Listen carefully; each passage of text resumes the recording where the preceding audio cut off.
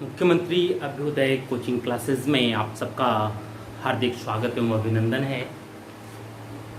जैसा कि हम लोग पिछली क्लास में जब बात किए तो हम लोगों ने सबसे पहले मॉडर्न हिस्ट्री का टोटल पोर्शन देखे, उसके बाद मेडिवल देखा गया। आज से हम लोग स्टार्ट करते हैं प्राचीन इतिहास।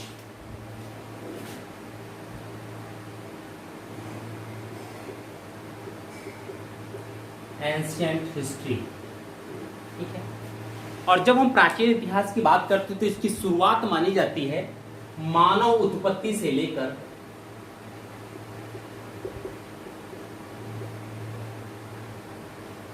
जहां से मिडिवल स्टार्ट होता है वहां तक, ठीक है। इसमें प्रमुखता हमको जो पढ़ाई करनी है, बात करनी है, उसमें पहला होगा पाषाण काल, ठीक है। दूसरा होगा सैंधव सभ्यता, फिर वैदिक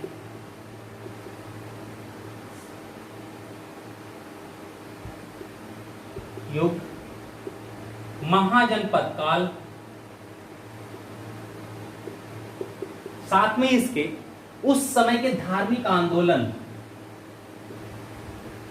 इन धार्मिक आंदोलनों में हम लोग मुख्यतः देखना किसको है, जैन और बौद्ध को, जैन और बौद्ध धर्म, ठीक है। और इसके बाद हम लोग मगध साम्राज्य की बात करेंगे, जिसमें हर्यंक वंश, मौर्य, बाद में गुप्त, मौर्योत्तर काल, ये सभी आ जाएंगे, ठीक है। लास्ट में जो खत्म करना है वो राजपूत, ये पीरियड रहेगा, यानी सीरियल रहेगा हम लोगों का। अब जब बात करते हैं पाषाण युग की, तो इस पाषाण युग को हम लोग प्राग इतिहास की संज्ञा देते हैं, ठीक। प्राग इतिहास क्यों? क्योंकि इसके कोई भी लिखित साक्ष्य नहीं मिलते, और वह इतिहास जिसका कोई लिखित साक्ष्य ना हो, सिर्फ उत्खनन में पाषाण उपकरण ही मिले हों, मानव अस्थियां मिली हों, जो भी चीजें ऐसी मिली हों, तो उसको हम पाषाण काल कहते हैं, क्योंकि इसमें अधिकतर साक्ष्य के रूप में पाषाण उपकरण ही मिले, ठीक है। ज्यादातर हथियार। सैंधव सभ्यता और इसी के साथ वैदिक युग, इसको हम आद्य इतिहास कहते हैं।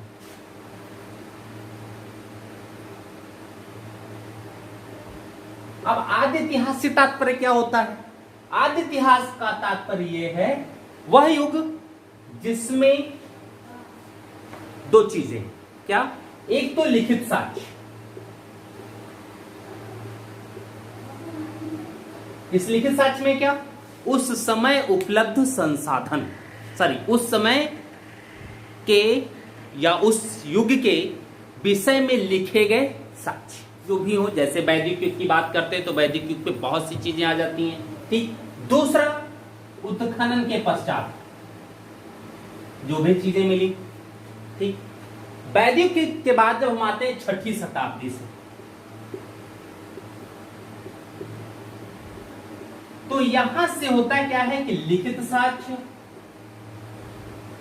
मिलने लगता है, और साथ ही साथ विदेशी यात्रियों के विवरण भी मिलने लगते हैं। और जब ये दोनों चीज मिल जाए तो इसी को कहते हैं इतिहास, ठीक, या ऐतिहासिक काल की संज्ञा दी जाती है।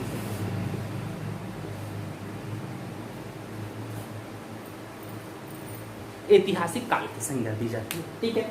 आज हमारा जो चैप्टर है वो हम लोग पाषाण युग या प्राग इतिहास की बात करेंगे, यानी एक ऐसे इतिहास की बात करेंगे जिसमें मानव तो थे, मानव के क्रियाकलाप भी होते थे, लेकिन उस क्रियाकलाप में मानव के कोई लिखित साक्ष्य नहीं था।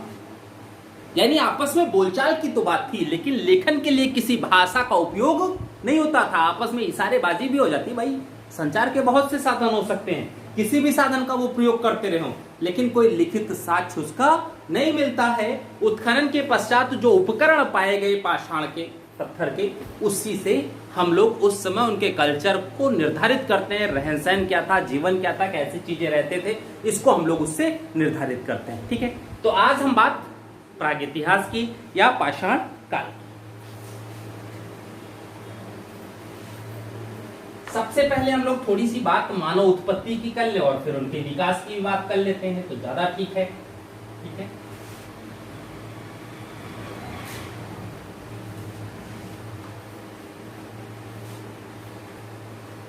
चलिए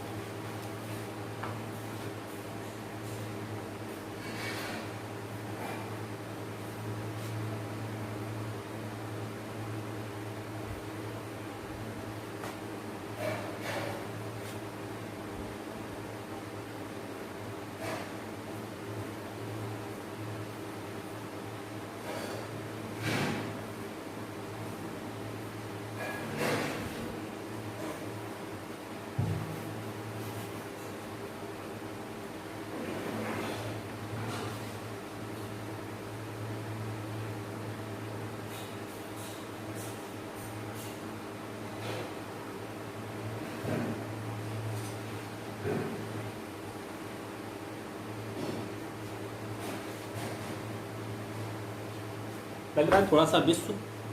ठीक है, अफ्रीका, इस पे जब लोग विषुवत रेखा की बात करते हैं तो वो ये आती है 0 डिग्री।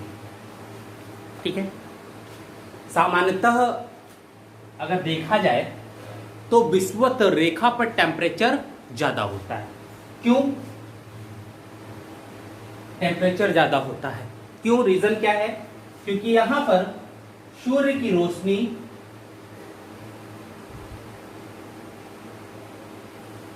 सीधी पड़ती है। ठीक, तो अगर टेम्परेचर ज्यादा होगा तो बरसात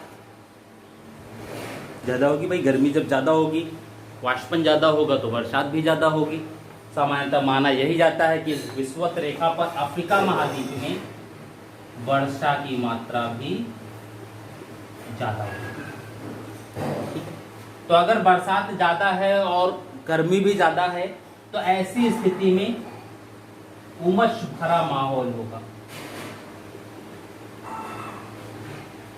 ठीक, अब अगर उमस भरा माहौल है तो ऐसे उमस भरे माहौल में छोटे छोटे जीवों की उत्पत्ति होती है। ऐसे मौसम जो रहते हैं गर्मी वाले, बरसात हुआ, फिर रेगुलर बरसात हो रहा है, धूप भी अच्छा खासा हो रहा है, गर्मी भी हो रही, चिपचिपी वाली गर्मी जिसको कहते हैं, तो उसमें देखिए कीड़े मकोड़े भी बहुत ज़्यादा होते हैं, पतंगी उतंगी बहुत ज़्यादा आ जाती है। ठीक है, तो कहते हैं कि जब ये वैसा क्षेत्र है उमस भरा वाला, तो सामान्यतः अगर बायोलॉजी का रिसर्च अभी जल्दी में एक देखा जाए, जूलॉजी का, तो उसमें यह कहा गया कि जो जीव हुए वो सबसे पहले जलीय जीवों की उत्पत्ति हुई। जलीय जीव बने। और हिंदू रीतियों के अनुसार जब हम लोग विष्णु जी के अवतार की बात करते हैं तो उसमें देखिए मत्स्य है, कच्छप है, यानी धीरे धीरे विकास क्रम एक सीरियल से आता है और बाद में पूर्ण मानव की आती है। ठीक है, तो एक सीरियल अगर हम लोग उस धर्म को वहां से जोड़ा जाए तो स्वाभाविक है, क्योंकि देखिए जीवों में भी पहले जलीय जीव छोटे छोटे आए, मिलते भी हैं, है ना। फिर देखिए इनसे मछलियां बनी। ठीक है, मछलियों के बाद ऐसी जीव आए जो स्थल प्लस जल दोनों में रह सकते थे, घड़ियाल इत्यादि, मत्स्य वर्गीय है, घड़ियाल इत्यादि आए। अब इन जो भाई स्थल पर आए उनमें अब धीरे धीरे और ऐसे आए होंगे जो स्थल पर रह सकते हो। स्थल पर जब रहने लगे छछुंदर उछुंदर आ गए उसमें, तो उसके बाद अब ऐसे आए होंगे जिनका और विकास क्रम बढ़ा होगा। यानी एक डार्विन का जो विकासवाद सिद्धांत था विकास क्रम का, उस सिद्धांत पर अगर हम लोग चलें तो स्वाभाविक है कि धीरे धीरे इन्हीं क्षेत्रों में ऐसे लोग बने होंगे जिनमें थोड़े से प्रारंभिक मानव वाले गुण रहे होंगे, जिनको हम निएंडरथल या ऑस्ट्रेलोपिथेकस कह सकते, सॉरी निएंडरथल, निएंडरथल से पहले आए ऑस्ट्रेलोपिथेकस, हाँ ऑस्ट्रेलोपिथेकस, अर्ध मानव की उत्पत्ति। अब वो आ गए तो स्वाभाविक है संख्या प्रारंभ में तो ज्यादा रही नहीं होगी। तो अगर प्रारंभ में ज्यादा संख्या नहीं, क्योंकि एक विकास क्रम के बाद लाखों साल हो गए होंगे तब ये संख्या चीजें आई होंगी। अब उनमें फिर से विकास क्रम शुरू होगा। तो अगर उनमें धीरे धीरे विकास चालू होता है तो क्या होंगे, यहां पर इनकी बहुलता शुरू होगी। इसीलिए मानव का जो लीवर है उसको इस तरीके से बनाया गया है ईश्वर के द्वारा, जो मांस को भी डाइजेस्ट कर सकता है, घास को भी डाइजेस्ट कर सकता है और अनाज को तो डाइजेस्ट करता ही करता है। मानव का ही लीवर है, सारे जानवर नहीं कर सकते ऐसा, ठीक है। सारे जानवर नहीं, कुत्ते को घास खिला दोगे तो क्या करता है, बाहर कर देता है मुंह के, ठीक है। तो वो चीजें हैं। अब स्थिति क्या होगी कि प्रारंभ में आदमी घास फूस खाता रहा होगा, फिर उसने जीव खाने प्रारंभ हुए, शिकार की प्रणाली आई होगी। तो जब शिकार की प्रणाली आई तो शिकार, भाई स्वाद के ऊपर आदमी जीवित है, स्वाद जिस चीज का अच्छा लग जाए कोशिश क्या होती है कि उसी चीज को हम अधिक से अधिक बार रिपीट करते रहें, खाते रहें, ठीक है। तो जब यहां पर इनकी संख्या धीरे धीरे बढ़ी होगी, ठीक। अब जब संख्या बढ़ेगी तो क्या होगा, क्षेत्र विस्तार होगा। लोग सोचेंगे कि वहां चलो हो सकता है कुछ और मिले, वहां चलो कुछ और। अरे जब विचरण करना है, जंगल में ही रहते हो तो जंगल में पेड़ का घर थोड़े होता है, पेड़ को आप अपना आशियाना थोड़े बना लेंगे, पूरा जंगल आपका है, जैसे चाहो वैसे आप उस जंगल में रह सकते हैं। अब जहां से लोग आगे बढ़े होंगे, ठीक है, आए यहां तक, क्योंकि इधर भी समुद्र है, इधर भी समुद्र है। समुद्र किनारे हो सकता है जाते रहो, मछली वछली मारते रहो, खाते पीते रहो, जो भी रहो, लेकिन स्थल की तरफ भागा जाए। इधर से तो विकास नहीं हो सकता, इधर तो जा सकते थे। और जब इधर आए तो यहां पर भूमध्य सागर की स्थिति आ गई।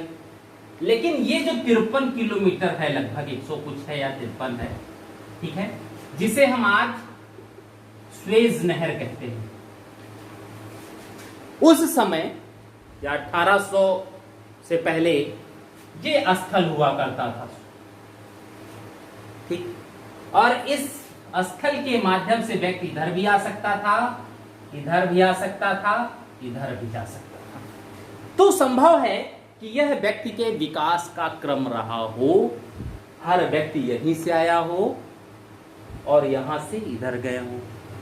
अब ये भी प्रश्न उठता है कि अगर सब वहीं से आए थे तो सबको करिया होना चाहिए था, सब गोरे काहे हो गए, वहां वाले काले हैं, इंडिया वाले थोड़े गोरे थोड़े काले हैं, यूरोप में आप चले जाओ तो खूब काले हैं, तो खूब गोरे हैं, चाइना में चले जाओ तो छोटे हैं, आंखें उभरी हुई हैं, अलग अलग चीजें, ठीक है। तो इसका रीजन क्या हो सकता है, उन स्थानों की भौगोलिक स्थिति और जलवायु, ठीक। यहां ज्यादा ठंडा पड़ता है, जब ज्यादा ठंडे में कोई भी व्यक्ति रहेगा तो उसका रंग साफ होने की संभावना ज्यादा होगी। ये क्षेत्र अधिकतर पहाड़ी है, पहाड़ी क्षेत्र पर कद छोटा हो जाता है और पैर की जो फिल्ली होती है, यानी टखने से नीचे का हिस्सा, वो मजबूत होगा और सामान्यतः यहां और यहां के लोगों की अपेक्षा मोटा होता है। यहां के लोगों की कमर बहुत ही मजबूत होती है। क्यों? क्योंकि पहाड़ी पर चढ़ने में इन चीजों का ज्यादा उपयोग होगा, भार ज्यादा लगेगा इस पे। और मानव का शरीर इस हिसाब से है कि उस शरीर पर आप जिस क्षेत्र में जितना मेहनत चाहेंगे वो शरीर उतना ही ज्यादा मजबूत हो जाएगा। सिर्फ मानव में ही है, पशु तो अलग बात हो गई। मानव में ये चीज है, अगर शरीर के साथ ज्यादा मेहनत किया जाए तो शरीर उतना ही ज्यादा मजबूत हो जाता है और अच्छा हो जाता है। इसलिए क्या करते हैं लोग, पहले तो फील्ड में काम करते थे, आज क्या होता है जिम में जाकर के पसीना बहाते हैं ताकि 6 पैक, 8 पैक, 10 पैक, पता नहीं कितने पैक बनाते रहते हैं। ठीक है, तो ये हो सकता था। अब हम बात करते हैं पाषाण युग की कि कैसे उसके विषय में लोगों ने क्या क्या चीजें की इस बात पर। ठीक है, तो ये है कि आदमी यहाँ आए होंगे, इन क्षेत्रों में भी रहे होंगे, यहां पर भी रहे होंगे, लेकिन हम लोग बात इसी क्षेत्र की करेंगे। ठीक है,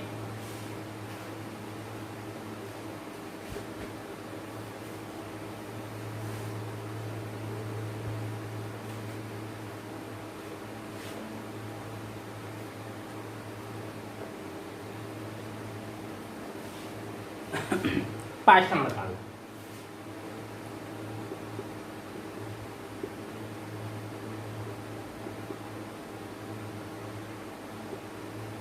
पाषाण काल। ठीक है, अब इस पाषाण काल के विषय में जो हम लोग बात करते हैं उसमें यह है कि पाषाण काल को हम लोग 3 पार्ट में डिवाइड करते हैं। ठीक है, पहला पूरा पाषाण, पूरा पाषाण काल। दूसरा है मध्य पाषाण काल।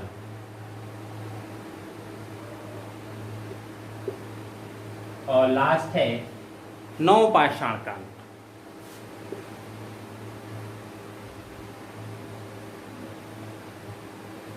ठीक है, अब जब पूरा पाषाण काल की बात करते हैं तो ये स्टार्ट होता है 6 लाख वर्ष पूर्व से 10,000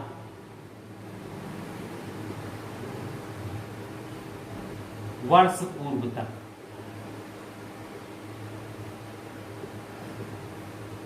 ठीक, मध्य पाषाण काल की बात करते हैं तो ये 10,000 या 8,000 से 4,000 वर्ष पूर्व। नव पाषाण काल को 4 से 1,000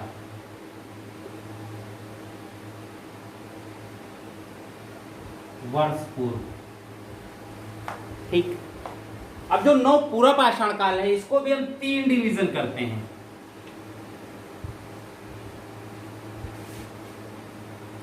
ठीक है, निम्न पूरा पाषाण काल, निम्न पूरा पाषाण काल, मध्य पूरा पाषाण काल और उच्च पूरा पाषाण काल। ठीक है, 3 डिवीजन हो गए। निम्न पूरा पाषाण काल 6 लाख से 1 लाख ईसा पूर्व, 6 लाख से 1 लाख ईसा पूर्व। ये 1 लाख से 50,000 या 35,000 ईसा पूर्व। ठीक है, तीसरा 30,000 से 10,000 ईसा पूर्व। ठीक है, ये स्थिति है। यानी पाषाण काल के 3 डिवीजन, पूरा पाषाण काल, मध्य पाषाण काल, नव पाषाण काल। पूरा पाषाण काल के भी 3 डिवीजन, उच्च पूरा पाषाण काल, मध्य पूरा पाषाण काल, निम्न पूरा पाषाण काल। पूरा पाषाण काल का जो टाइम पीरियड वो 6 लाख से 10,000 वर्ष, मध्य पाषाण काल का 10,000 से 4,000 वर्ष और नव पाषाण काल का 4,000 से 1,000 वर्ष। क्योंकि 1,000 ईस्वी क्यों रखी गई इसकी, उसके पीछे भी रीजन है। 1,000 ईस्वी के ही आसपास लोहे का आविष्कार हो गया और लोहे के आविष्कार ने पाषाण युग को खत्म कर दिया। क्योंकि लोहा एक मजबूत धातु था, लोहे के आविष्कार से कुल्हाड़ियां इत्यादि बननी शुरू हुई और उसी के बाद पाषाण उपकरण खत्म हो गए और आ गए धातु उपकरणों का युग।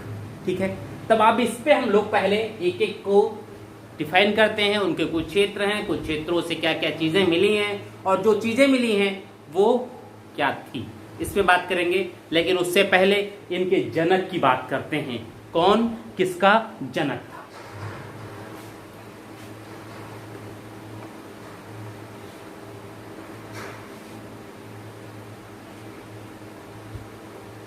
ठीक है।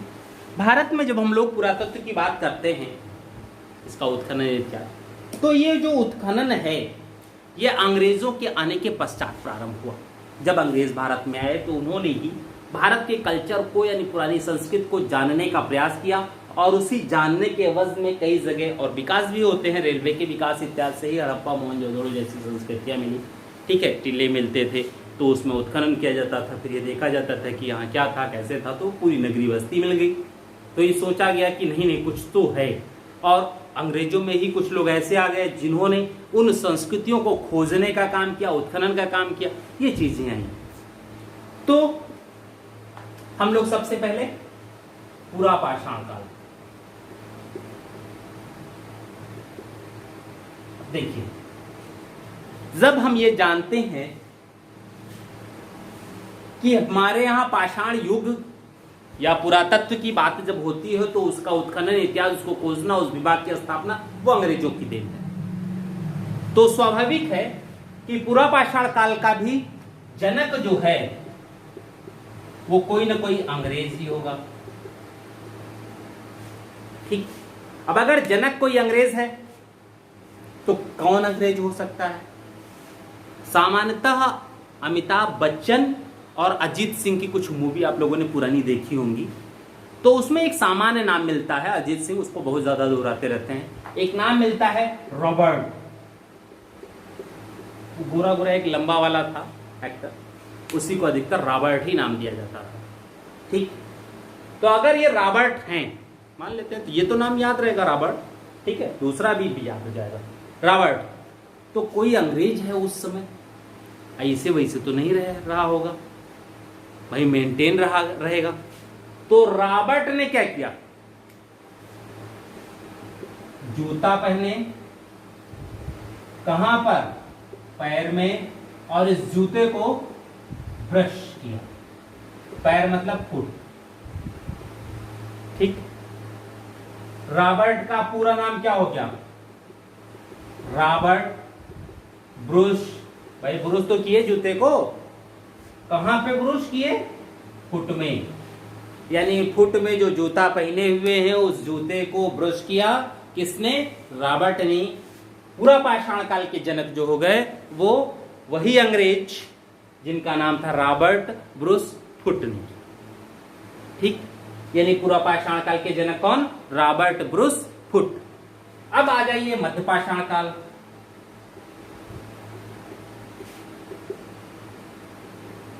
अब भाई मान लीजिए कि कहीं आए उत्खनन करने, तो पैदल आते? पैदल नहीं आएंगे ना, गाड़ी से ही आएंगे। गाड़ी भी कौन? ट्रेन या बस? नहीं, कार ही तो होगी। रॉबर्ट ब्रूस फुट जब उत्खनन के स्थान पर पहुंचे तो कैसे पहुंचे थे? कार से। लाए क्या? कार लाई।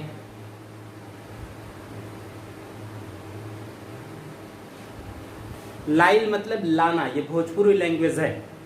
भोजपुरी में किसी चीज को लाना, का लैले हो, का लैलो हो, तो कार लाइल, यानी रॉबर्ट ब्रूस फुट का लाए, कार लाए। ठीक है, तो मध्य पाषाण काल के जनक हो गए C.L. कार्लाइल। याद रहेगा? ठीक है, अब आया नवपाषाण काल।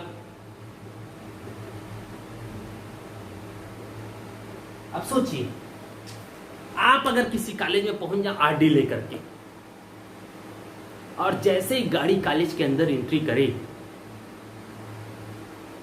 तो भाई पहली बार ऐसी कार लोगों ने देखी है, तो जो भी बच्चे होंगे वो देखेंगे कितनी अच्छी गजब की कार लेकर के आया, कौन लड़का है, कार तो देखो कितनी अच्छी है, अंदर बैठने वाला भी तो अच्छा होगा।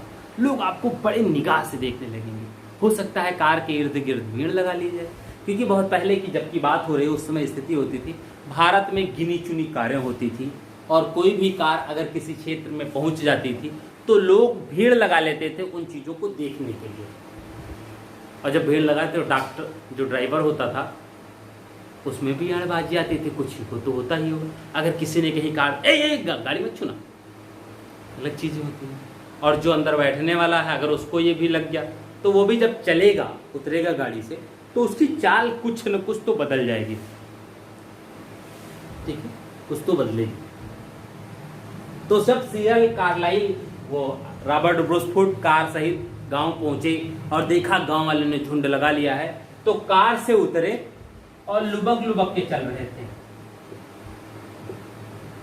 यानी स्टाइल में थोड़ा सा चल रहे थे, लुबकते हुए चलते थे। जैसे भोजपुरी का ही है ये, बहुत लुबकत हुआ हो, ठीक है। लुबकना मतलब आप अपनी चाल को अलग अंदाज में चल रहे हो, नॉर्मल नहीं चल रहे हैं, कुछ अलग हो, ठीक है। तो यहां पर लुबक से कौन हो गया, लुबाक, ठीक। आगे क्या लगा दो, जान। किसकी जान है भाई, आप लोगों की, ठीक है। जॉन लुबाक कौन, नवपाषाण काल के जनक हो गए, ये याद रहेगा।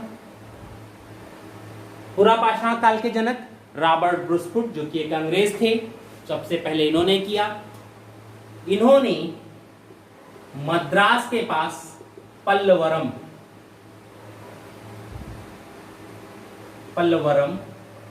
से पुरापाषाण काल औजार ढूंढे थे सबसे पहले। ये भारतीय अंग्रेजी पुरातत्व थे, ब्रिटिश पुरातत्व विज्ञानी थे, और इन्होंने इन चीजों को ढूंढा और परिणाम एक परंपरा आ गई, ठीक है। अलग अलग स्थिति और ये बंटवारा हुआ, क्योंकि उस समय इतिहास में भी बहुत ज़्यादा फोकस हो रहा था, इतिहास से ही अपनी स्थिति बताने की कोशिश की जा रही थी। और अंग्रेजों ने जब ये सब चीज़ें कहा कि भारतीय बड़े पिछड़े हुए हैं, उनको कुछ नहीं आता, जो भी चीज़ें हम ही सिखा सकते हैं, इनके पास कुछ नहीं था, तब अंग्रेजी भी कुछ लोग ऐसे थे जो भारत के इतिहास को खोजना चाहते थे, क्या क्या चीज़ें, और कुछ भारतीय भी ऐसे आ गए जिन्होंने अपने इतिहास को खोज करके अंग्रेजों के सामने चुनौती के रूप में प्रस्तुत करने का प्रयास किया। तो उसमें वो सहायता भी कर रहे, ठीक है। तो ये चीज हो गई। अब हम लोग एक एक चीज को, यानी पुरापाषाण काल, मध्यपाषाण काल, नवपाषाण काल, इनके उत्खनन कहाँ से हुए और उन जगहों से क्या क्या चीजें मिले, इस पे थोड़ा थोड़ा बात कर लेते हैं। फिर पुरापाषाण काल से लगभग जो भी चीजें आती हैं वो कंप्लीट हो जाएंगी। निम्न पुरापाषाण काल, ठीक है।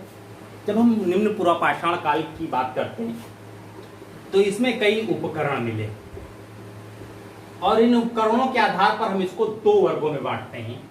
पहला है चापर चापिंग या पेबुल संस्कृति, ठीक। और दूसरा है इल्यूसियन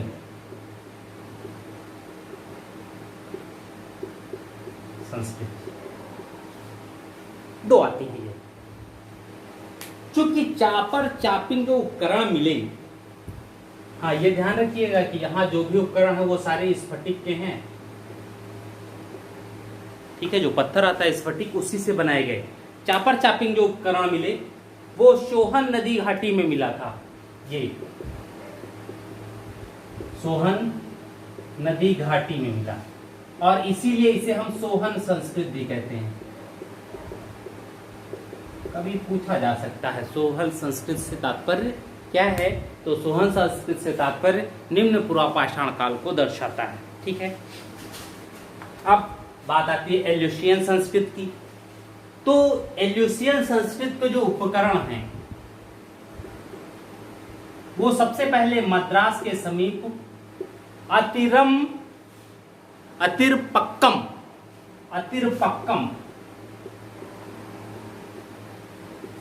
क्योंकि दक्षिण के नाम है तो थोड़ा सा अतिपक्कम, ठीक है, यहां से मिला।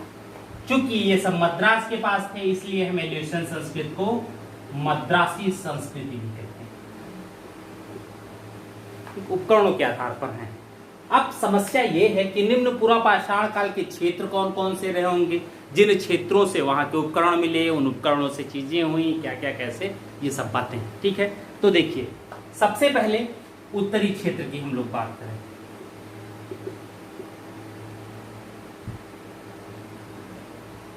उत्तरी क्षेत्र की बात करते हैं। सबसे पहले हम लोग उत्तरी क्षेत्र की बात करते हैं, जिसमें हम शिवालिक श्रेणी को लेते हैं, ठीक है। शिवालिक श्रेणी, उत्तरी क्षेत्र। उत्तरी क्षेत्र की जब हम बात करते हैं तो शिवालिक की बात करते हैं, यानी कश्मीर और हिमालय की निचली रेंज।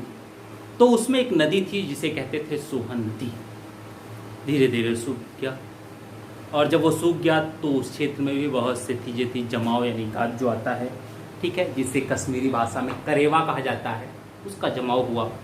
बाद में वहाँ पर सोहन नदी घाटी जो थी वहाँ पर उत्खनन हुए, और उन उत्खननों में यानी सोहन नदी यानी शिवालिक क्षेत्र की निचली रेंज शिवालिक श्रेणी की, वहाँ पर 5 वेदिकाएं मिली हैं, और यहीं से पेबुल संस्कृति के उपकरण हैंड एक्स मिलता है, ठीक है। कहाँ से? सोहन घाटी से, ठीक, सोहन घाटी से ये मिलता है, और इसमें जो भी मिलते हैं सब स्फटिक के ही हैं, ठीक, क्वार्टजाइट या स्फटिक के ही सभी मिलते हैं उपकरण जो भी बने हैं, ठीक है। अब देखिए पिंडघेप, कर्नल आर्यू टाड ने कश्मीर में स्थित सोहन घाटी में ही था ये पिंडघेप, इसका उत्खनन कराया। इसके विषय में शायद पूछा भी गया है, पिंडघेप किस टाइम का है, ठीक है। सोहन घाटी में ही HD सांकलिया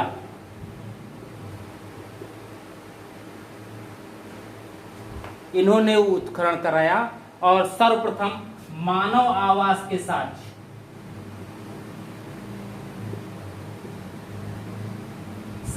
व हैंड एक्स इन्होंने प्राप्त किया, ठीक है। सबसे पहले मानव आवास के साक्ष्य HD सांकलिया ने ही सोहन नदी घाटी के क्षेत्र में प्राप्त किया, ठीक है। अब देखिए सोहन नदी घाटी के अन्य क्षेत्र थे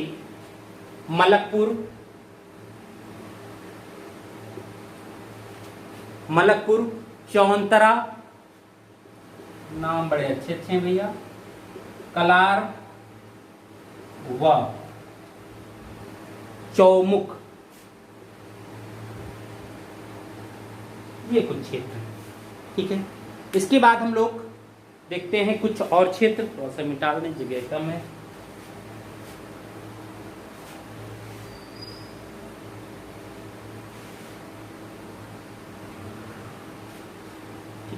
देखिए सर्वाधिक जो पूरा पाषाण है शिवालिक क्षेत्र में, उपकरण जो मिले हैं वो है पिंजौर से, ठीक है। सबसे ज्यादा उपकरण पिंजौर से मिलते हैं। दूसरा हिमाचल प्रदेश में कुछ स्थल हैं जिनमें गुलेर, देहरा, ये बीबी लाल ने इनका उत्खनन करवाया था अधिकतर का, घलियारा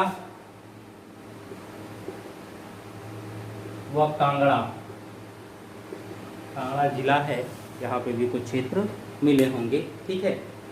ये ब्यास वान गंगा नदी घाटी का क्षेत्र है, और यहाँ से ये क्षेत्र यानी अधिकतर बस्तियां अगर देखी जाए तो ये नदियों के ही किनारे हुआ करते थे, अधिकतर बस्तियां हैं और ये मिले भी हैं, ठीक है।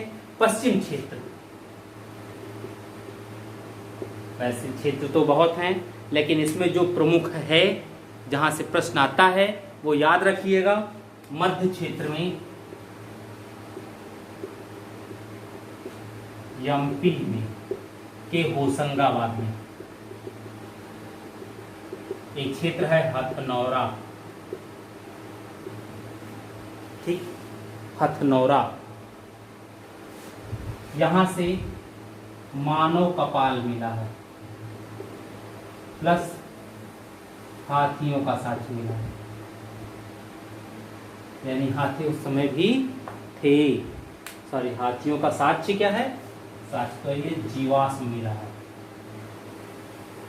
हथनौरा से, और मुख्यतः पूछा भी यहीं से जाता है, हथनौरा से क्या क्षेत्र था, वैसे नाम लिखना हो तो कुछ आप लिख सकते हैं। जैसे पश्चिम में जायल एक क्षेत्र है, अमरापुर,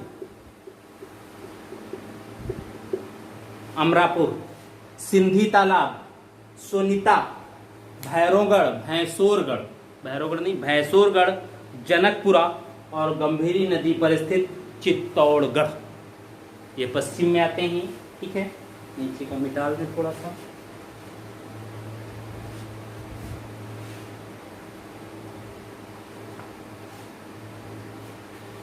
ठीक है, महाराष्ट्र में, महाराष्ट्र में चिरकी नेवासा, नेवासा, नेवासा पूछा गया है, चिरकी नहीं आया, नेवासा भी है, तो महाराष्ट्र से ही तात्पर्य है। भदने, भदने भी एक बार आया है, क्या कहता है किस काल का स्थल है। यशर, यशर नहीं आया है। ठीक है, बोरी, ठीक है, बोरी वह स्थल है जहां से निम्न पाषाण काल, सॉरी निम्न पूरा पाषाण काल, पूरा पाषाण काल की तिथि,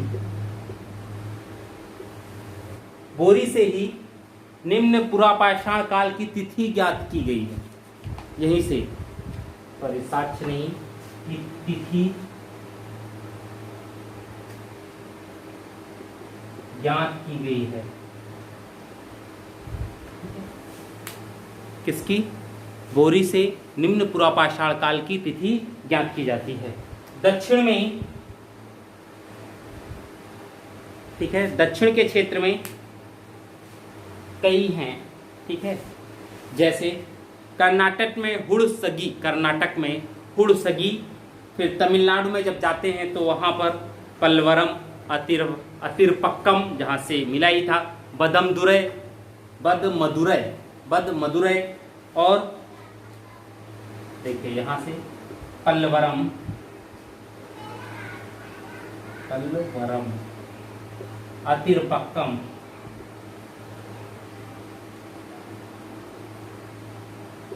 अतिरपक्कम, बदमदुरै, दुरै, बदमदुरै, और माना जनकारण, नाम है याद ही नहीं हो सकता है जल्दी। ठीक है, ये दक्षिण के तमिलनाडु के क्षेत्र हैं। ठीक है, पल्वरम, अतिरपक्कम, ठीक, हथनौरा, बोरी, भदनी, नेवासा, ये ऐसे क्षेत्र हैं जहां से भविष्य में क्वेश्चन आए थे, सॉरी भूत में क्वेश्चन आए थे, भविष्य में आ सकते हैं। ठीक है, ये हो गया निम्न पुरापाषाण काल। इसके बाद हम लोग बात करते हैं थोड़ा सा मध्य पुरापाषाण काल।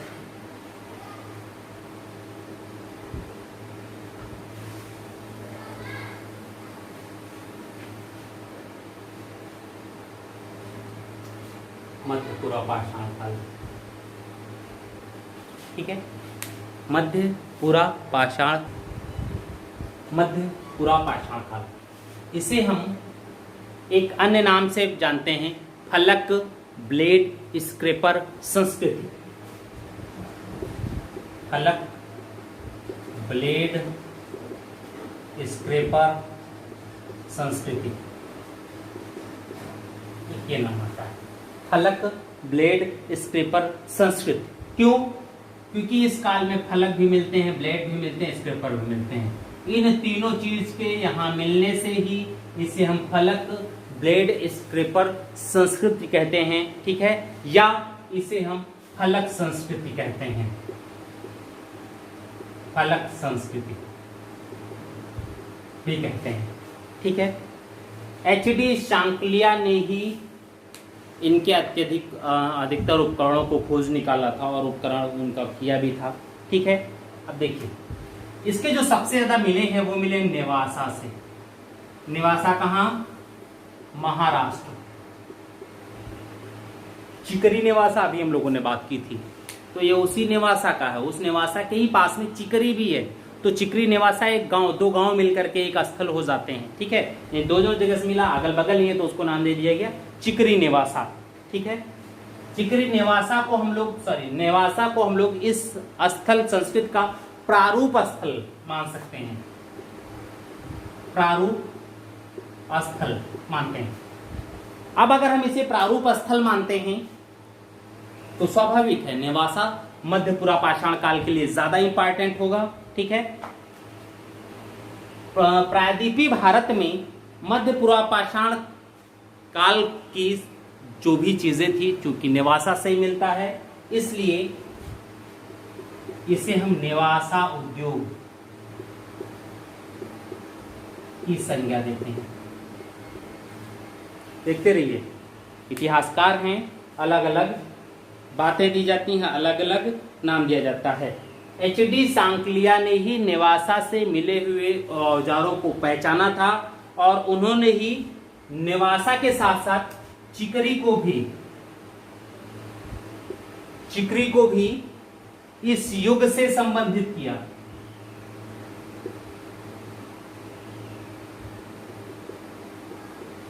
किसने? एच.डी. सांकलिया ने चिकरी को भी मध्य पुरापाषाण काल से संबंधित किया है, ठीक है। अब अगर विस्तार देखा जाए तो लगभग दक्षिण भारत, उत्तर भारत में भी कुछ, राजस्थान में थार से,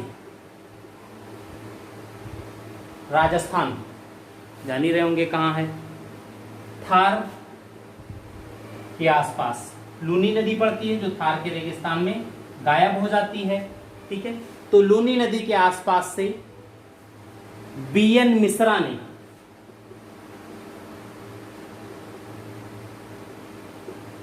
पुरातत्ववेत्ता थे, यहां उत्खनन कराया और इन क्षेत्रों को लूनी उद्योग की संज्ञा दी, क्योंकि वहां से भी कुछ उपकरण मिले, ठीक है, इसलिए इन्होंने लूनी उद्योग की संज्ञा दी है। गंगा नदी घाटी,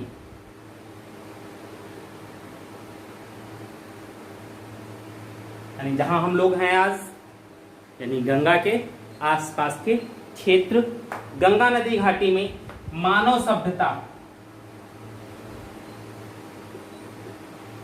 सभ्यता का जो सबसे पुरातन अवशेष है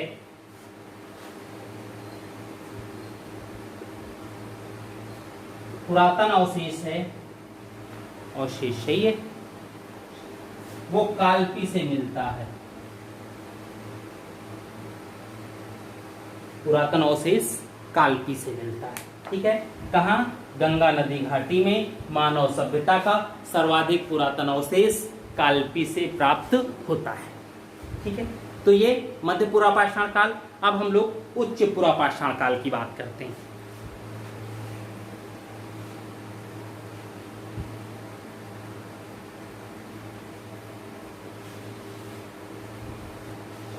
उच्च पुरापाषाण काल यानी सबसे बाद वाली स्थिति है उच्च पुरापाषाण काल की। उच्च पुरापाषाण काल, इसको हम मैग्डेलियन संस्कृत भी कहते हैं,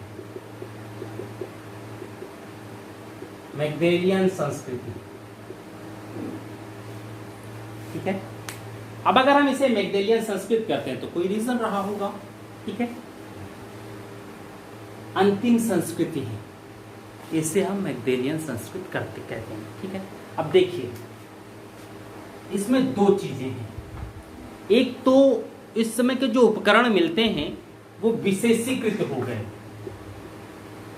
उपकरण जो है वो विशेषीकृत हो गए, और इसी उपकरण से हम काटने, चीरने, भेदने इत्यादि जो भी हो सकता था एक ही उपकरण से करने लगे। पहले क्या होता था, हर चीज के लिए अलग अलग उपकरण बनते थे।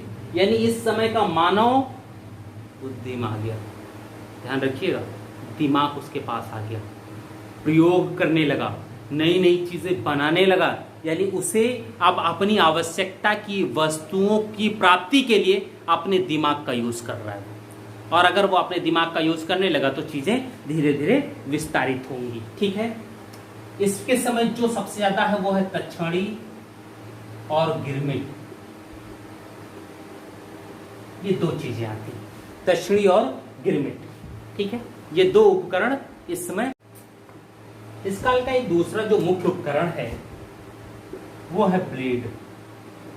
सबसे ज्यादा ब्लेड इसी में पाए गए, दोनों तरफ धार होता था जिसके कारण काट दो, छीलने के लिए, काटने के लिए, सारी चीज में। ठीक है, और ब्लेड अधिकतर मिलने के कारण इस काल को ब्लेड प्रधान उच्च पुरापाषाण काल,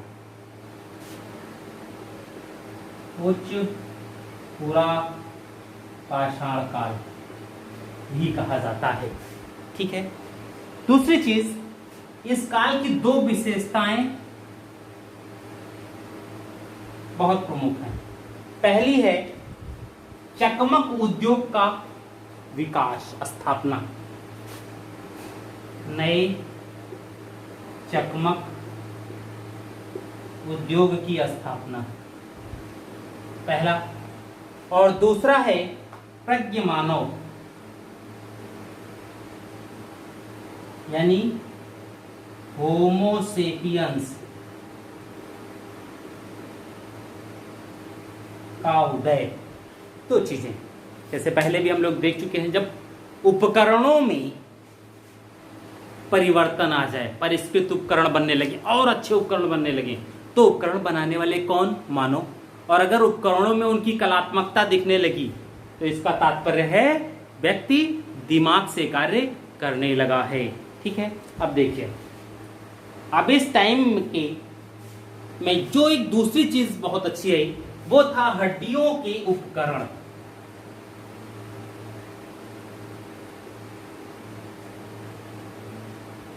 हड्डियां मजबूत तो होती हैं, कुत्ते भी नहीं तोड़ पाते हैं उनको, तो जब हड्डियों के उपकरण आएंगे तो स्वाभाविक है हड्डियों के उपकरण कहीं ना कहीं रगड़ करके ही बनाए जाएंगे, ज़्यादा तीखे होंगे, ज़्यादा धारदार होंगे, हर चीज़ें रहेंगी हड्डियों में।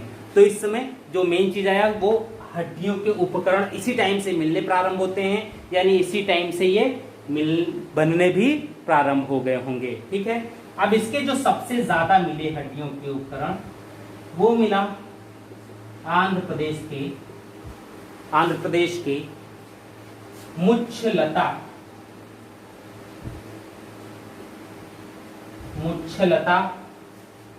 चिंतामनुगावी शिलाश्रयों से। चिंतामनुगावी शिलाश्रयों से, मुच्छलता चिंतामनुगावी शिलाश्रयों से हड्डियों के सबसे ज्यादा उपकरण मिले, और ये क्षेत्र हैं कहाँ के? आंध्र प्रदेश के, भारत में। ठीक है, दूसरा, वहीं बेलन नदी घाटी में, निकालते इसको नीचे,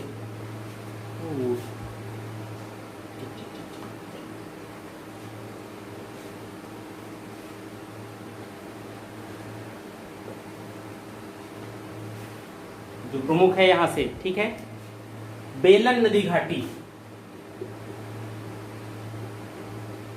नदी घाटी में एक स्थल पड़ता है लोहदा नाला। लोहदा नाला पूछा गया यहां से। ठीक है, जहां से दुनिया की प्राचीनतम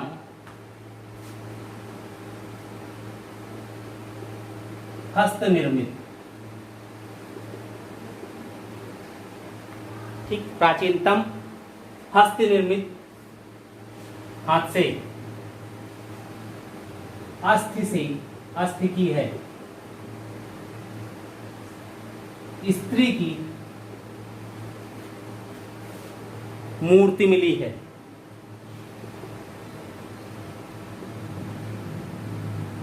सोचिए, यानी व्यक्ति स्त्री की मूर्ति बना सकता है, वो भी किस पर?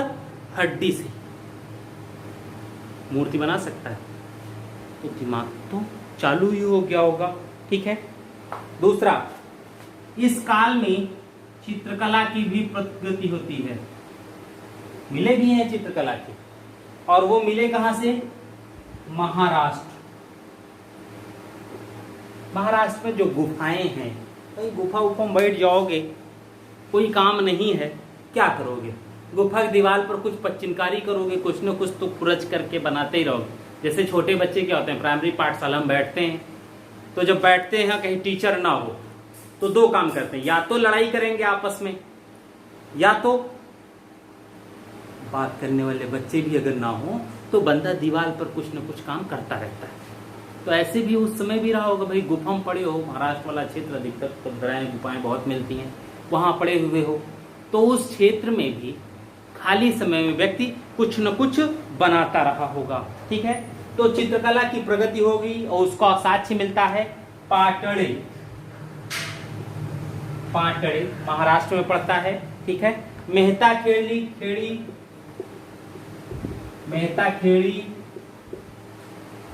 मेहता खेड़ी, चंदेसाल, रामनगर आदि से। ठीक है, इसमें इस पे पूछा गया है पाटड़े। ठीक है, रामनगर इत्यादि से मिला है। देखिए दूसरी क्या चीज है, यहां से शुतुरमुर्ग के अंडे पर, शुतुरमुर्ग, ठीक है, के अंडों पर चित्रकारी मिली, की गई चित्रकारी के साक्ष्य मिलते हैं। ठीक है, वैसे शुतुरमुर्ग के अंडों पर की गई चित्रकारी सर्वप्रथम 1860 ईस्वी में यूपी के बांदा जिले के नदी तट से प्राप्त हुई। वो पुराना साक्ष्य माना जाता है। ठीक, 1860 में जो मिली है वो यूपी के बांदा से के नदी घाटी से मिला है, शुतुरमुर्ग के अंडों पर की गई चित्रकारी का साक्ष्य। ठीक है, अब देखिए पाटड़े क्यों है, शुतुरमुर्ग के ही अंडे पर मानव निर्मित चित्रकारी का जो साक्ष्य मिला है वो प्राचीनतम है, यानी सबसे पुराना साक्ष्य पाटड़े से ही मिला है, शुतुरमुर्ग के अंडों पर की गई चित्रकारी का साक्ष्य। ठीक है, आगे बढ़ें। दूसरा, एमपी के रायसेन जिला है, वहां के भीमबेटका की गुफाएं,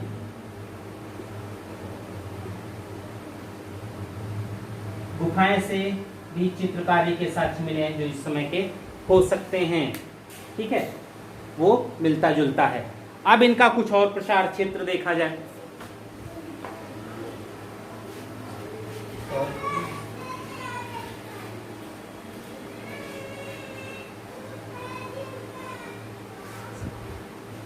ठीक है, देखिए बेलन घाटी, बेलन घाटी की एक सहायक नदी है टोन्स। भूगोल भी पढ़ना पड़ेगा अगर यहाँ हमको इस पे बात करनी है। और भूगोल में कौन सा, नदी तंत्र। ठीक है, टोटल पढ़ लेते हैं तो थोड़ा सा समझने में अच्छा होगा, क्योंकि पाषाण काल के जो क्षेत्र हैं वो अधिकतर क्षेत्र आपको नदी घाटी के आसपास या नदियों के ही आसपास मिलेंगे। प्राचीन इतिहास में नल नहीं होता था, टुल्लू टंकी नहीं होती थी कि पानी खोला आ गया। उस समय पानी के संसाधन तालाब, पोखर और नदियां ही होती थे, जो हमेशा हर मौसम में पानी का स्रोत हुआ करती थी। इसीलिए लोग जो बसने का काम भी करते थे वो कोशिश करते थे कि नदियों के किनारे ही बसा जाए, अन्य कहीं न जाया जाए। ठीक है, ये टोन्स नदी मिर्जापुर में बहती है, यूपी में पड़ता है मिर्जापुर, नाम भी सुना होगा आपने। अभी वो कौन सी, अनुप्रिया पटेल यहीं से संबंध रखती हैं। ठीक है, यहां से पूरा पाषाण, मध्य पाषाण और नव पाषाण कालीन साक्ष्य मिले हैं। पूरा, मध्य व नव पाषाण काल के साक्ष्य मिले हैं। ठीक है, यहां से इनके साक्ष्य मिलते हैं। निम्न पुरापाषाण के 44 स्थल यहां से मिलते हैं। ठीक है, बेलन घाटी का महत्व सर्वप्रथम उच्च पुरापाषाण काल की संस्कृति में मिलता है। ठीक है, अब देखिए मानव जीवन कैसा था इस क्षेत्र में, इस टाइम पर। मानव जीवन कहते हैं मानव जीवन पूर्णतः आखिर तक रहा होगा, क्योंकि यह मानव जीवन पूर्णतः प्रकृति पर निर्भर था। भाई आग वाग का तो आविष्कार अभी हुआ नहीं था। शिकारी करते होंगे, कच्चे मांस खाते रहेंगे, आग का आविष्कार नहीं तो पकाएंगे कहाँ। बड़ी बात तो यही है, यानी कच्चा मांस भी व्यक्ति मानव पचा सकता है। बहुत से लोग हैं कुछ मांस खा भी लेते हैं कच्चा ही और पचा भी लेते हैं। ठीक है, इसलिए मानव कंदमूल यानी जंगली फल प्लस शिकार पर निर्भर था। ठीक है, अग्नि के प्रयोग से अपरिचित थे, यानी इस समय तक अग्नि का प्रयोग नहीं हुआ। अग्नि के प्रयोग से अपरिचित होने का मतलब कच्चे मांस खालन वो का भोजन, कृषि, पशुपालन,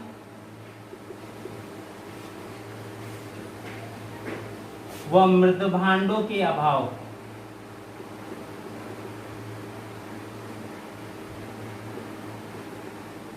भाई ये चीजें नहीं मिली हैं। कृषि भी नहीं होती थी, कृषि का कोई साक्ष्य नहीं है, पशुपालन का भी कोई साक्ष्य नहीं है, मृद भांड तो कोई मिले ही नहीं। ठीक, इनके अभाव के कारण हम ये कह सकते हैं कि लोगों के जीवन में अस्थायित्व तो नहीं था, किसी भी प्रकार का कोई अस्थायित्व नहीं था। इसलिए हम ये कहते हैं कि इस काल के मानव उपभोक्ता थे, न कि उत्पादक। उपभोक्ता थे, उत्पादक नहीं। ठीक है, तो अब हम आते हैं, ये तो खत्म हो गया, अब हम आते हैं मध्य पाषाण काल।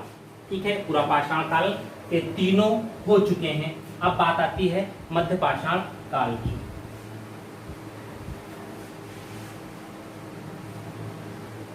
मध्य पाषाण काल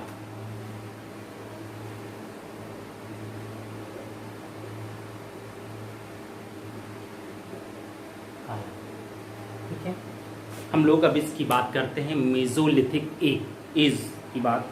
ठीक है, मीजोस MESOS का अर्थ होता है मध्य, पाषाण तो आप जानते ही हैं, लिथोस। ठीक है, इसे अन्य कई नामों से भी पुकारा जाता है, जैसे आद्य नवपाषाण काल से पहले आता है, अनुपुरा पाषाण काल, अनु मतलब बाद का। ठीक है, ये भी कहते हैं इसके संक्रमण काल, यानी नव पाषाण काल और पूरा पाषाण काल के बीच का टाइम पीरियड। इसमें कुछ क्षेत्र ऐसे हैं जिन्हें संक्रमण काल कहते हैं। ठीक, दो स्थल इसमें आदमगढ़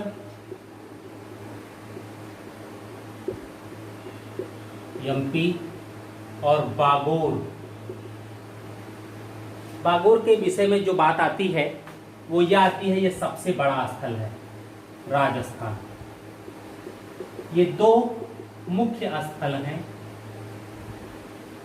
कहाँ के, मध्य पाषाण काल के। ठीक है, ये मुख्य स्थल हैं। पशुपालन का प्राचीनतम साक्ष्य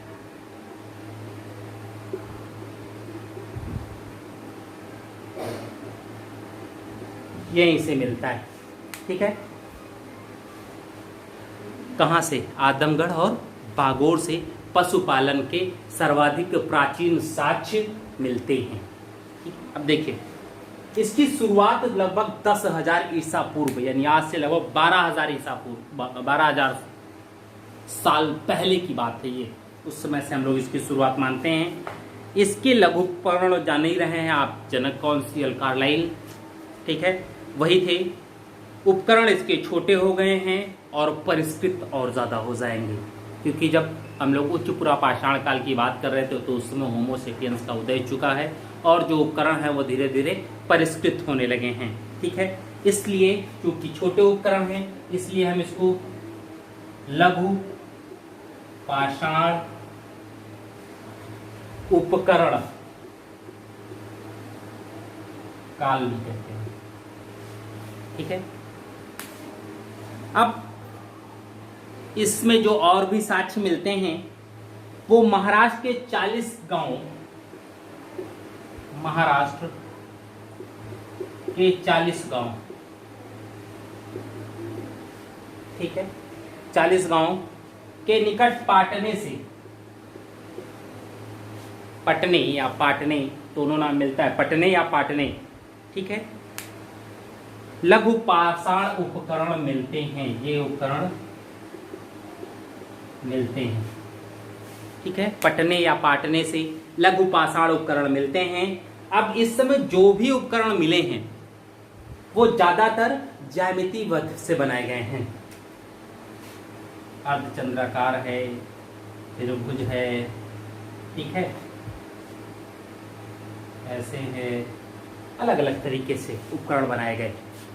अब यानी इस समय ये कहीं ना कहीं गणितीय भाषा या सुविधा के अनुसार उपकरण बनाए जाते हैं कि पकड़ने वाला भी हो और घोंपने वाला भी हो, मारने वाला भी हो।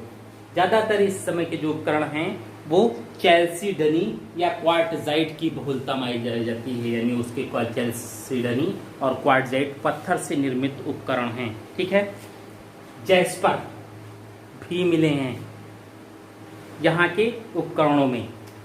जैस्पर उपकरण की जो प्राप्ति हुई है उनकी बहुलता है बागोर से।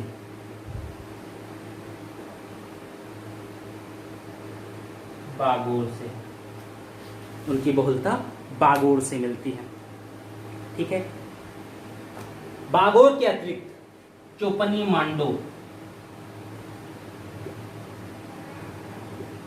चोपनी मांडो, महदहा, सराय नाहर राय, ये सब यूपी के स्थल हैं। ठीक है, अधिकतर इलाहाबाद और प्रतापगढ़ के निकट के स्थल हैं, यहां से मिलती है। किस चीज की? जैस्पर उपकरणों की प्राप्ति यहां से होती है। धनुष बाण, ठीक है, यहीं से धनुष बाण की साक्ष्य मिलते हैं कि इसी समय धनुष बाण भी आया होगा, लोगों ने धनुष बाण बनाया होगा। अगर इस टाइप के औजार बन सकते हैं, ठीक है, तो धनुष काहे नहीं बन सकता? भाई कोई भी रस्सी बांध दो, धनुष हो गया, बाण भी मिल जाएंगे, मारने के लिए तो ठीक ही है। ठीक है, कुछ भी हो सकता था, तो धनुष बाण इसी समय मिला है। लकड़ी की डोंगी,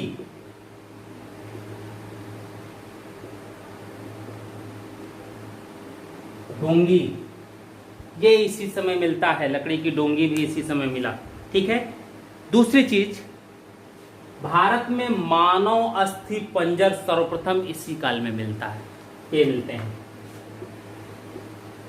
मानव अस्थि पंजर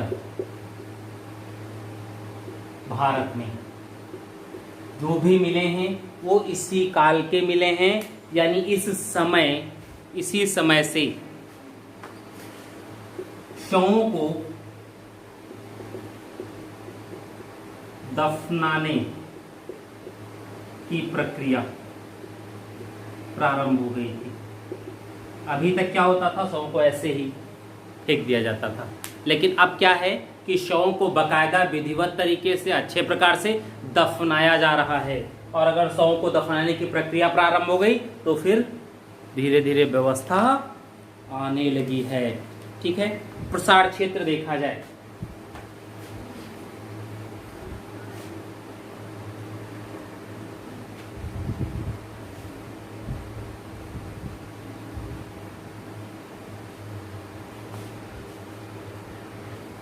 ठीक है, प्रसार की बात कर रहे हैं तो पश्चिम क्षेत्र, पश्चिम क्षेत्र में जो प्रमुख स्तर है वो है बागोर। इसे हम मध्य पाषाण कालीन स्थल जो मिले हैं उसमें सबसे बड़ा स्थल की संज्ञा देते हैं, सबसे ज्यादा बृहद स्थल की संज्ञा देते हैं मध्य पाषाणिक स्थल। ठीक है, क्योंकि यहाँ से मध्य पाषाण काल, ताम्र पाषाण काल और लौह युग के साक्ष्य मिलते हैं तीनों जगह के। ठीक है, यहाँ से मध्य पाषाण काल, ताम्र पाषाण काल प्लस लौह युग, तीनों के साक्ष्य मिलते हैं। ठीक है। बागोर जो है वो बनास नदी की सहायक कोठारी नदी पर है। इसको महासती भी कहा जाता है। ठीक है। यहां से जो मिला है एक भाला और 3 बाण, एक भाला 3 बाण का साक्ष्य मिलता है। दूसरी चीज, यहां से एक स्त्री की मानव कंकाल मिली है जिसके गले में 36 गुरियों की एक माला मिली है। ठीक है। यहां से एक मानव कंकाल मिला है जिसके गले में 36 गुरियों की माला मिली है। गुरिया समझ रहे हो? जब माला कोई होता है तो उसमें जो गांठ होती है बीच बीच में चीजें डाली जाती हैं, उसी में 36 गुरियों की माला है। ठीक है। यहां से 5 ताम्र उपकरण, पाषाण उपकरण मिले हैं। ठीक है। इन ताम्र उपकरणों में एक भाला और 3 बाण मिला है, प्लस 3 बाण मिला है। एक भाला और 3 बाण मिला है। ठीक है। तो ये चीजें वहां से मिली हैं। अब देखिए गुजरात में जो प्रमुख स्थल है वो है लंघनाज। हम उन्हीं स्थलों की बात कर रहे हैं जिन स्थलों से कभी क्वेश्चन आए हों। ठीक है। लंघनाज से 14 मानव खोपड़ी, ठीक है, 14 मानव कंकाल, मानव खोपड़ी नहीं, मानव कंकाल मिला है। 14 मानव कंकाल मिला है और तांबे का चाकू मिला है।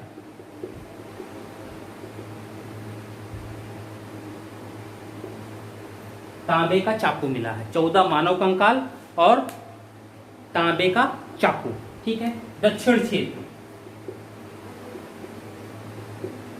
क्षेत्र की जब बात करते हैं तो दक्षिण क्षेत्र में कुछ जगह है, जैसे रेणुगुट्टा। किसमें? रेणुगुट्टा आपका है आंध्र प्रदेश में। आंध्र प्रदेश में रेणुगुट्टा।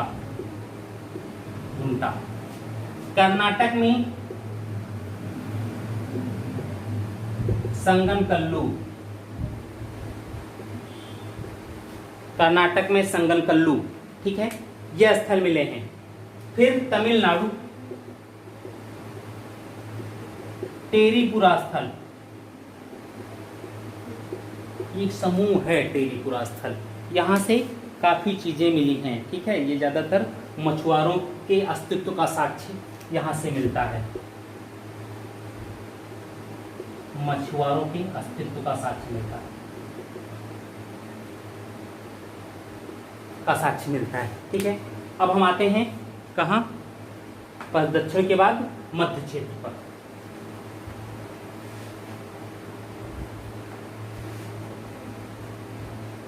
ठीक है। मध्य क्षेत्र,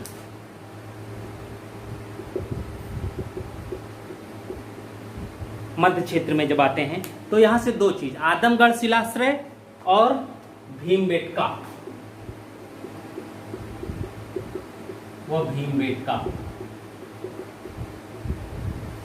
ठीक, भीमबेटका, ये इससे मध्य पाषाणकालीन उपकरण मिलते हैं। ठीक है।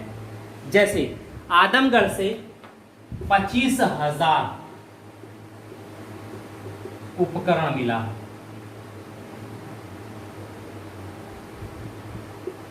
आदमगढ़ से 25,000 लघु पाषाण उपकरण मिले हैं। ठीक है। जबकि भीमबेटका से अंत्येष्टि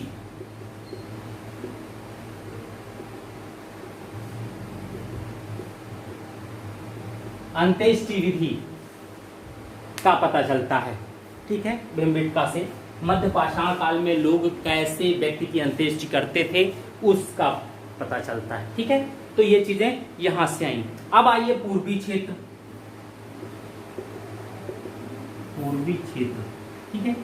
पूर्वी क्षेत्र में कौन कौन से, जैसे पश्चिम बंगाल में वीरभानपुर, ठीक है, पश्चिम बंगाल में वीरभानपुर, इसका उत्खनन बीबी लाल ने कराया, वीरभानपुर, ठीक है। अब विंध्य क्षेत्र में आइए, विंध्य क्षेत्र, जब हम विंध्य क्षेत्र की बात करते हैं तो इसमें मिर्जापुर का मुराहना पहाड़, मुराहना पहाड़, यहां से काफी चीजें मिली हैं मुराहना पहाड़ से। बघई खोर,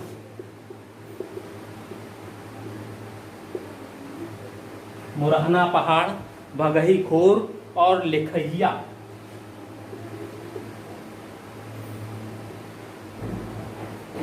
ये मिर्जापुर में ही है सब, ठीक है, आस ही पास है, बहुत ज्यादा दूर भी नहीं जाना इनमें, ठीक है।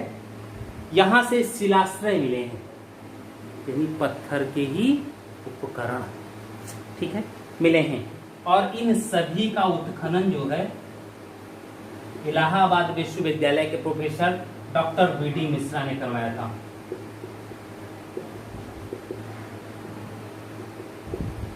डॉक्टर वीडी मिश्रा सर का ही, ठीक है, उन्होंने कराया। और कहते हैं इन शिलाश्रयों से 17 से 27 मानव कंकाल मिले हैं यहाँ से, यानी बहुत ज़्यादा मानव कंकाल। मध्यपाषाण काल में शवों को दफनाने की प्रक्रिया आरंभ हो गई थी। दूसरा एक क्षेत्र है लहुरा देवा, इसी समय का, ठीक, ये संत कबीर नगर में पड़ता है, ठीक है। यहां से कृषि का प्राचीनतम साक्ष्य है।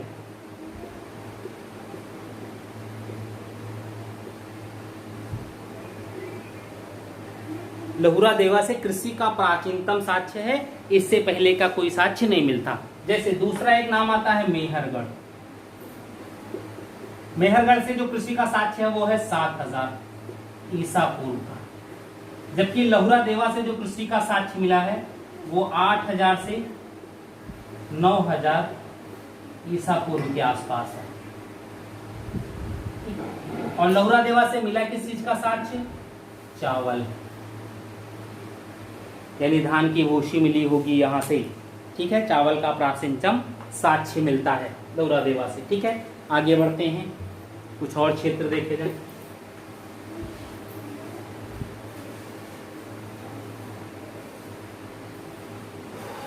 देखिए चोपनी मांडो, चौपानी मांडो, ठीक है, चौपानी मांडो, ये इलाहाबाद में पड़ता है, ठीक है, इलाहाबाद में, यूपी के क्षेत्र इलाहाबाद या प्रयागराज अब हो गया है, ठीक है, इलाहाबाद में पड़ता है। चौपनी मांडो से जंगली चावल, हस्तनिर्मित भंडार, हस्तनिर्मित मृदभांड और अन्नागारों के साक्ष्य मिलते हैं, ठीक। जंगली चावल, हस्तनिर्मित मृदभांड प्लस इस चीज का अन्नागार का साक्ष्य,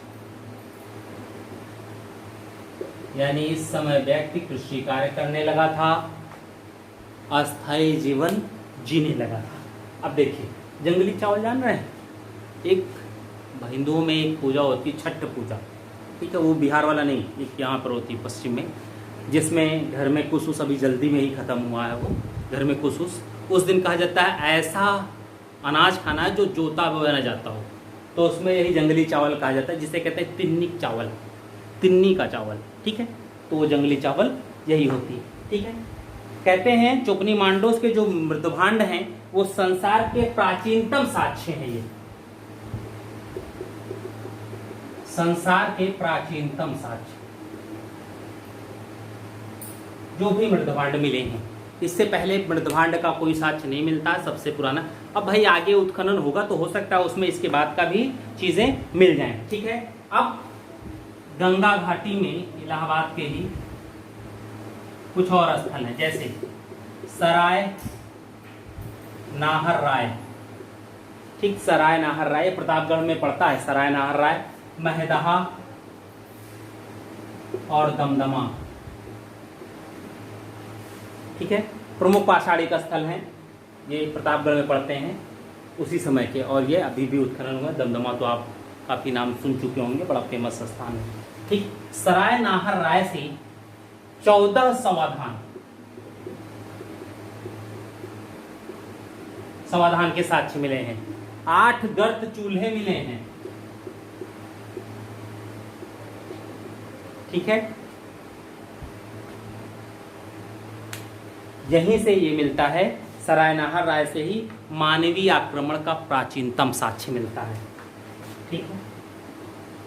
मानवीय आक्रमण का प्राचीनतम साक्ष्य सरायनाहर राय से, ठीक है। तो ये चीजें हैं। महदहा से 35 गर्त चूल्हे, इन सबसे मतलब नहीं है, यहां से जलती नहीं। सिल लोढ़ा का मिला है यहां से, सिल लोढ़ा जानते होंगे ना, सिलौटा जिसको कहते हैं, उसका साक्ष्य मिलता है। युग्मित समाधियां, ठीक है, यहीं से मिले हैं। मित समाधियां यानी स्त्री पुरुष को साथ दफनाने का साक्ष्य महदहा से मिलता है। पहला साक्ष्य है स्त्री पुरुष का, जिसका साथ में दफनाया जाए। सती प्रथा रही होगी, पति मर गया, पति के प्रेम में हम भी चल बसेंगे, कोई दिक्कत नहीं है, ठीक है। ये चीजें हैं। दमदमा से 41 मानव समाधान मिले हैं, समाधान के साक्ष्य मिलते हैं, ठीक है। फिर यहां से मानव समाधि यानी एक साथ एक कब्र में 3 लोगों की समाधि मिली है, ठीक है। फिर हाथी दांत का लटकन मिला है इसे,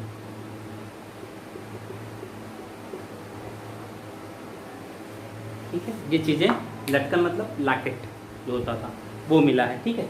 तो ये मध्य पाषाण काल है। इस काल का जो जीवन था वो अधिकतर शैलचित्रों से हमें पता चल जा रहा है। कृषि के साक्ष्य मिल ही गए थे, यानी व्यक्ति अब पके हुए अनाज, भाई ब्रह्मांड की बात आ गई तो यानी पकाने की बात आ गई। अग्नि आविष्कार हो चुका है इस काल में, कृषि की चीजें मिल रही हैं, तो यानी कृषि भी होने लगी थी, लोग अस्थायी जीवन जीने लगे थे। ये चीजें थी। बचा कौन अब? नवपाषाण काल।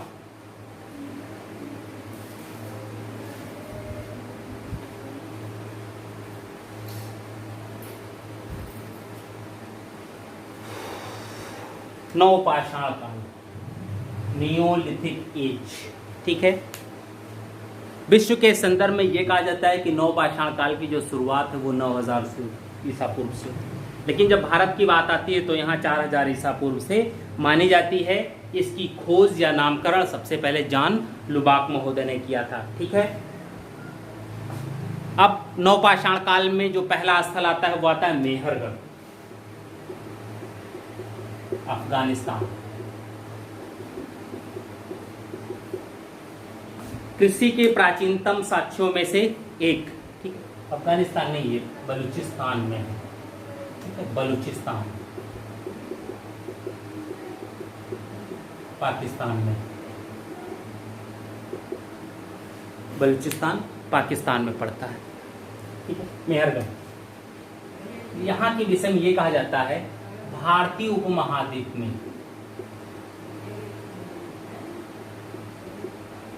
प्राचीनतम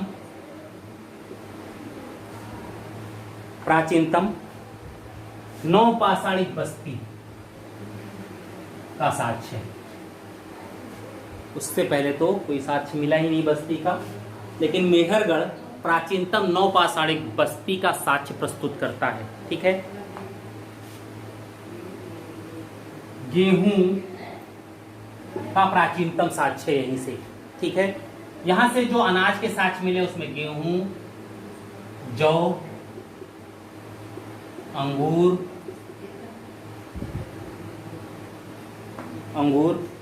एवं कपास, ये 4, ठीक है। एवं पशुपालन का साक्ष्य मिलता है यहीं से। भाई मध्यकाल में ही पशुपालन चालू हो गया था, मानव बुद्धिमान हो गया, पशुओं को नियंत्रण में करेगा, बहुत से पशु उसके पास आ रहे होंगे, ठीक है, ये चीज है। खेती का जो है ये साक्ष्य जौ की खेती किए जाने का, जौ की प्राचीनतम साक्ष्य, ठीक है। गेहूं और जौ का ये प्राचीनतम साक्ष्य कहाँ? दक्षिण एशिया में। गेहूं और जौ का प्राचीनतम साक्ष्य दक्षिण एशिया में। कुम्हार से के चाक का साक्ष्य मिलता है, ठीक है। कुम्हार के चाक द्वारा निर्मित मृदभांड का साक्ष्य इसे मिलता है, ठीक है। चूंकि गेहूं उत्पादन ज्यादा होता था इसलिए हम लोग इसे कच्छ के रोटी की टोकरी की संज्ञा देते थे। कहाँ? मेहरगढ़ को, ठीक है। यहाँ से कुबरदाड़, वृषभ, भेड़, बकरी एवं बकरियों का साक्ष्य मिलता है, कई साक्ष्य मिले यहाँ से। नेक्स्ट बढ़ते हैं हम लोग। क्वेटा घाटी। क्वेटा घाटी में एक स्थल है किली गुल मोहम्मद, किली गुल मोहम्मद, ठीक है। किली गुल मोहम्मद, इसके विषय में पूछा गया कहाँ पड़ता है, ठीक है। अब देखिए नवपाषाणिक उपकरणों में ये कहते हैं पालिशदार कुल्हाड़ी, रुखानी, बसुला, हथौड़ी यानी बढ़ई के जो भी अस्त्र होते हैं। रुखानी ये हो गया। फिर क्या है? बसुला, बसुला ऐसे होता है, डंडी लगी होती है, उससे छीलने का काम करते हैं। हथौड़ा, ये सब चीजें मिले हैं। जो भी हैं पाषाण उपकरण सब पत्थर के हैं और पालिशदार हैं। पालिशदार कुल्हाड़ी भी यहीं मिली है, ठीक है। यहीं से पालिशदार कुल्हाड़ी के साक्ष्य मिले हैं यहीं पर, ठीक है। तो अब आते हैं हम लोग इसके विस्तार क्षेत्र पर आते हैं। इसको मिटा दें, क्षेत्र देख लिया जाए थोड़ा सा ताकि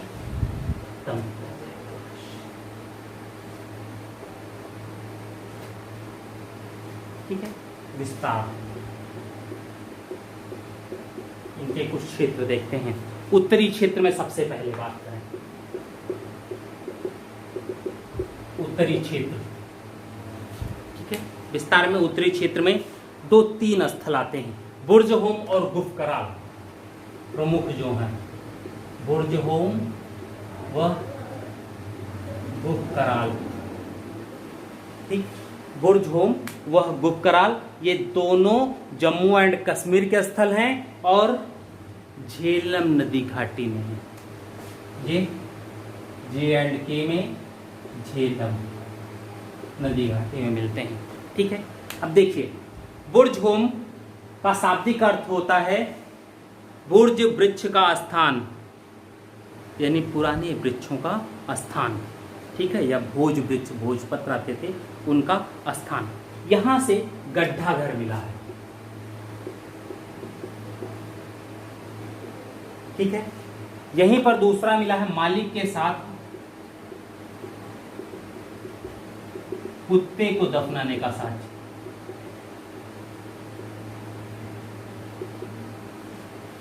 ठीक है। बुर्जहोम से मालिक के साथ कुत्ता को दफनाने का साक्ष्य मिला है, ठीक है। गड़ासा बुर्जहोम से मिला है। गड़ासा जान रहे हैं ना, वर्तमान में गन्ना वन्ना काटने के लिए आता है, मजबूत सा होता है, ठीक है। दूसरा सींग वाले देवता का चित्र मिलता है यहां से, ठीक है। अब देखिए गुफकराल से, यहां से क्या चीजें हैं। गुफकराल में कुम्हार की गुफा, शाब्दिक अर्थ होता है कुम्हार की गुफा। अगर कुम्हार की गुफा है तो यहां से स्वाभाविक है बर्तन तो मिलेंगे ही मिलेंगे, नाम ही जब वैसे है, ठीक है। यहां से जो पहली चीज है वो तांबे की एक हेयर पिन मिली है। हेयर पिन समझ रहे हैं? लड़के हो सकता है एक बार ना समझें, लेकिन लड़कियां जरूर समझ सकेंगे। लेकिन आजकल के लड़के इतने तेज हैं कि हेयर पिन खुद यूज करना रहता है तो जान जाएंगे, ठीक है। हेयर पिन मिली है। ऐसी हेयर पिन एक हड़प्पाई स्थल चौहंदड़ों से मिलती है, ठीक है। तो जो भी रहा हो, हड्डियों की सुई मिली है, ठीक है। तो ये चीजें यहाँ से मिली हैं। अब पश्चिम क्षेत्र में चलते हैं। पश्चिम क्षेत्र में मेहरगढ़ बात हो चुकी है हम लोगों की। किली गुल मोहम्मद उसकी भी बात हो गई। फिर दूसरे जो है स्वात घाटी में, कोई दिक्कत नहीं, ठीक है। मध्यवर्ती क्षेत्र, मध्यवर्ती क्षेत्र में देखिए कौन कौन है। कुलडीहवा मध्यवर्ती क्षेत्र में।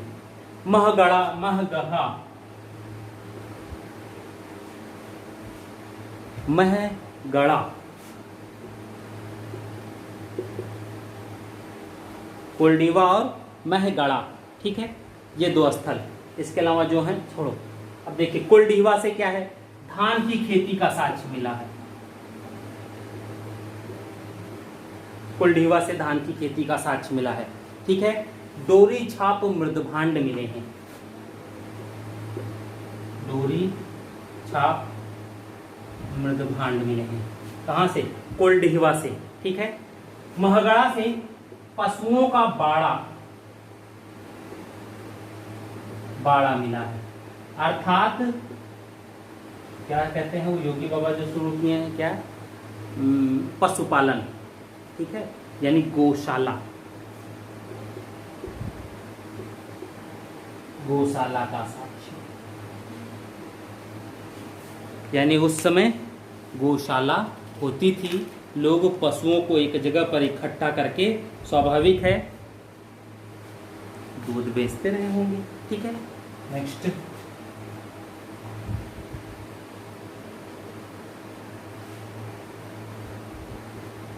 चोपानी मांडो,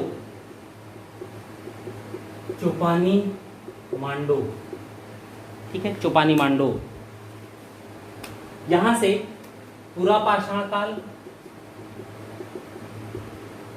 मध्य पाषाण काल व नव पाषाण काल, तीनों के साक्ष्य मिलते हैं, ठीक है। पूरा मध्य एवं नव तीनों की चीजें मिलती हैं, ठीक है। मध्य गंगा घाटी, इसमें एक स्थल आता है चिरांद, बिहार में, ठीक है। चिरांद से हड्डी के बने उपकरण मिलते हैं,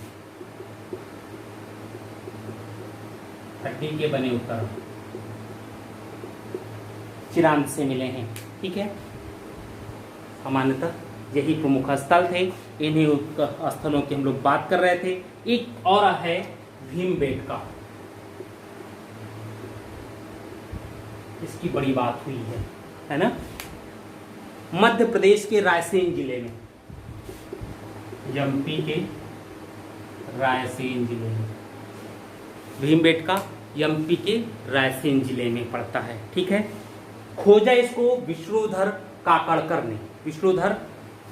ने खोजा है, और सभाकक्ष ऑडिटोरियम प्राप्त होता है यहीं से, भीमबेटका से ही सभाकक्ष या ऑडिटोरियम